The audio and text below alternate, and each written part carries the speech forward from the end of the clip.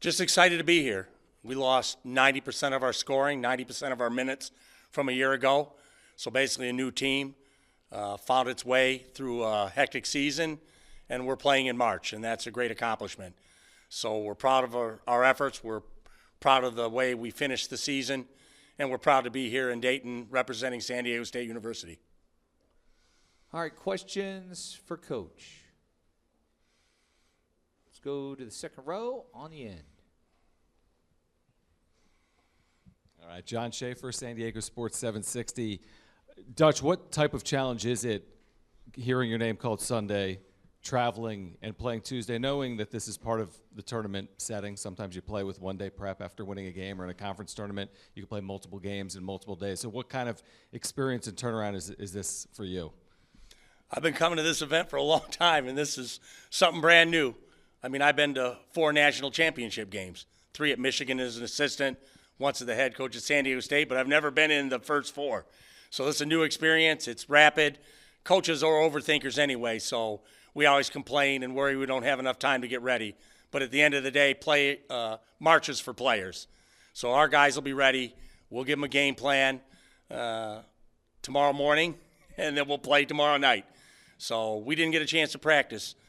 We didn't have our flight confirmed, I think, until like 9:30 last night. Met at the arena at 8:15, flew out at 9, had to come to the public practice. And so they watched a little tape on the plane. We sat down after a quick meal at the hotel and watched individuals. So we're just in the infancy of a game plan.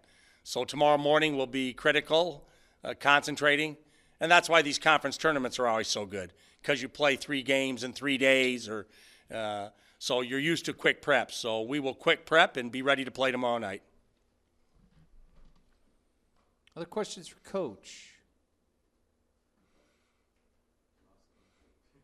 Let's go to the second row across the aisle here. Caleb Zaffia, University of Dayton. Players before you mentioned about defensive and offensive rebounding and defensive rebounding. How do you ensure that the defensive strategies, for North Carolina? Well, we've gotten beat because we can't rebound the ball. That's why Boise beat us. I think they shot 33% from the field and 27% from 3 and got a victory because we couldn't rebound the ball. So that's been an Achilles heel all year. So we concentrate on it. We talk about it. Now we have to do it if we want to win at the highest level. So obviously North Carolina presents a lot of problems. They're fast. They run. They put a lot of points on the board. And we have to find a way to make it a lower scoring game. It can't be up in the 80s and 90s. We have to play in the 70s if we have a chance to win. Second row. John Schaefer again, San Diego Sports 760. Dutch, how have you adapted without Magoon Gwath over these last 6 games, and what are you hoping for his impact to be in the game tomorrow night? Well, I became a worse coach without Magoon, so hopefully I'll be a good coach again.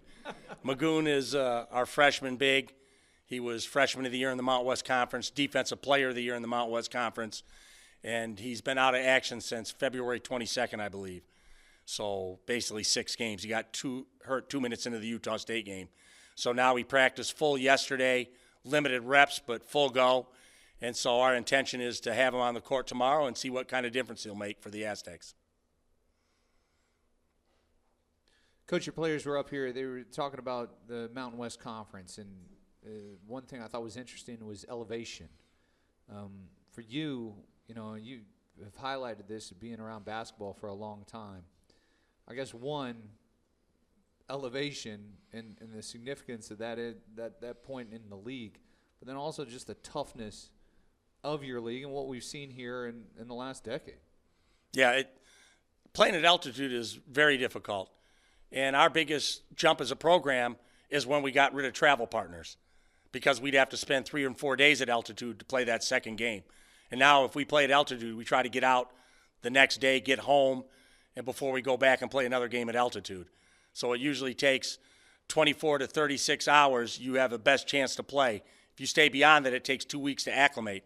So you look at your team sometimes and you say, why are we running a quick sign? Why are we a half step slow to everything? And it's usually the altitude. A half step slow will get you beat. So, and the other teams know that. New Mexico, Air Force, Wyoming, they all post in the locker room the signs of altitude sickness. So they use it as a psychological tool. So I don't think anyone else in the country is dealing with that other than us and the people that play in the Mountain West. But we're playing at 7,000 feet, and it makes a difference. So we've been tough enough to endure it, to find ways to win in those hard environments against good teams too.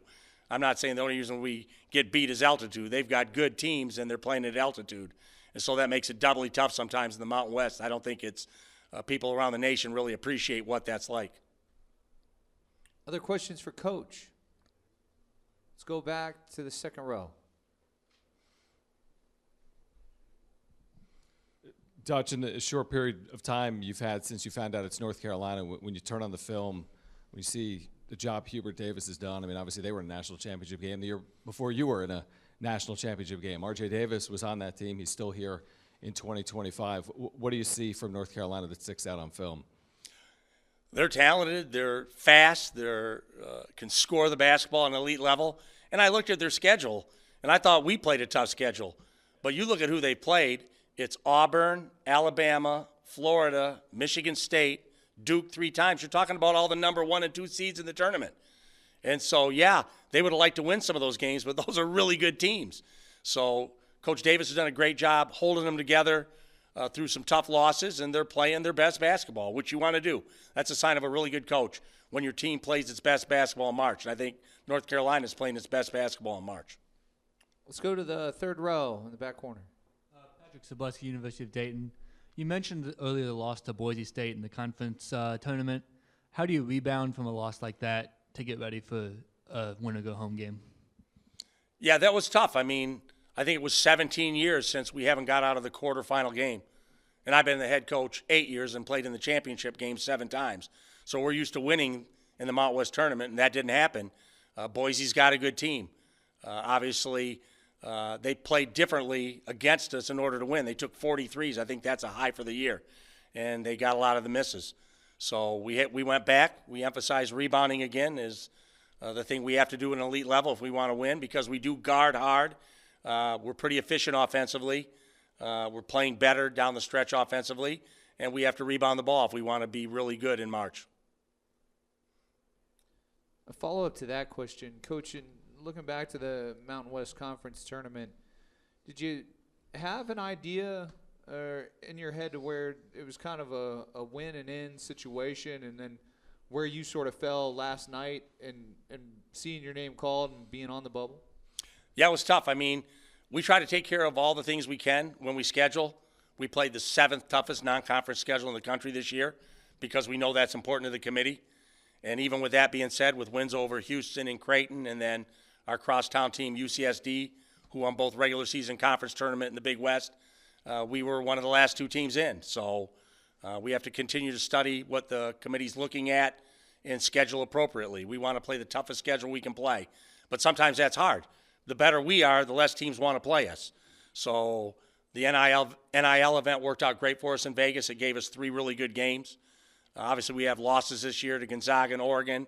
So we continue to try to schedule up to put ourselves in a position where we can play in March based on what we do in the non-conference and trying to have a good Mountain West record. Other questions for Coach? Let's go back to the second row. We could have done this in San Diego, John. We could. You want to do it next time? No, we'll do we're this fine. then. I'd rather do it here in Dayton, Doug. Okay. John Schaefer against San Diego Sports 760. You touched on it, but when you consider what you've overcome to get here, when Reese Waters goes down, I mean, you can't prepare for this. You're weeks in front of your season. You lose a veteran, pivotal piece from a team that last year's in the Sweet 16. You lose Magoon Gwath. You've played 6 underclassmen in eligibility all year long. What does it say about this group that they've reached this point with an opportunity to do more?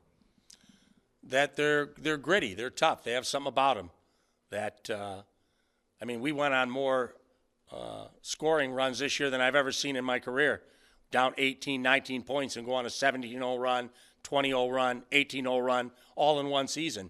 So they've got a toughness about them when things aren't going right, that they don't give in, that they find a way to continue to fight for 40, and that's allowed us to have some success. That they're young, they make young mistakes, but it's not a lack of effort, it's not a lack of fight, and that's what's allowed us to be sitting here today. And a follow-up question to that, has there been something that surprised you about this group? Well, sometimes I say it's like coaching, and sometimes it's like babysitting. So when it's coaching, we're better. When I'm babysitting, it's harder. So they're young, but they're getting better.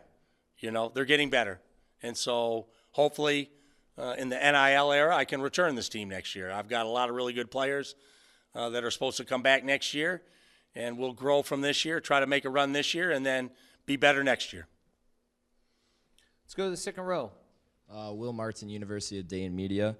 How do you make sure the players are mentally prepared, knowing one loss could end the season? Yeah, that's the beauty of this year. It's the ending is so sudden. No matter how much it's one and done, when you go in the locker room and the season's over, it's devastating. Whether it's losing to Connecticut 2 years ago in the championship game or losing to Connecticut last year in the Sweet 16. I mean, over the last 2 years, we're 7 in UConn. We ran into them twice, and they're the national champs. So hopefully we can continue that run and find UConn in the bracket somewhere down the road and get our revenge. But it's hard. It's hard. Winning in March is hard. And I remember my first head coaching NCAA victory. Everybody was so happy for me, and I was more happy for the kids. So I've never been like that. So I just like those moments where you can see them celebrate, when you can see them see their name come up on the TV, and then to be there for them when things don't go right, when you lose a game you don't feel you should have. So that's all part of coaching, and it's all part of the journey we're all on together. Amongst the experience, Coach, in this time of the year and being able to advance, you've had a lot part of it. What is sort of the biggest takeaway in sort of telling your group, especially like this young group, of sort of what to be ready and prepared for? It's just play with swagger. Don't be afraid. I don't want to lose with a scared team. So that might open it up for some mistakes, some wild shots. They might interpret that as being crazy, but you can't win being scared. So we'll go out there and I'll live with some shots they take as long as we're competing at a high level, defending the way I know we can, and I'll live with a shot or two that people may be watching from the stands or the sidelines saying, what is he doing? But I want them confident. You can't win in March unless you're confident, and I want a confident group out there tomorrow night. Other questions for Coach? Oh, back row. Coach Don Nelson from Ohio University. Conditioning-wise, and that plays a big part, how deep do you go on your bench during this time of year? We've been going 9 or 10 deep all year. With Magoon, we go 10 deep, and we'll go 10 deep tomorrow. The way we play defense, what we ask them to do, you can't play that way for 40 if you're on the floor the whole time. So we try to pick the ball up, try to pressure, try to compete at a high level. And so we've been deep all year, and we'll continue to play deep tomorrow. Talking about Magoon's status and looking ahead towards tomorrow, just what you've seen from him here in an incredible freshman year, did you expect his impact and what he's been able to do and immediately stepping on the stage at the college game? Yeah, we redshirted Magoon last year, so we knew kind of what we had. And I think Magoon's potentially an NBA player. So to do that as a freshman is hard to do. But he's gotten better as the season's gone on. And until he got hurt, arguably he was playing the best basketball of his career the last 8 games. Smart, staying out of foul trouble, blocking shots, scoring from every level. 3 in the post, off the dribble.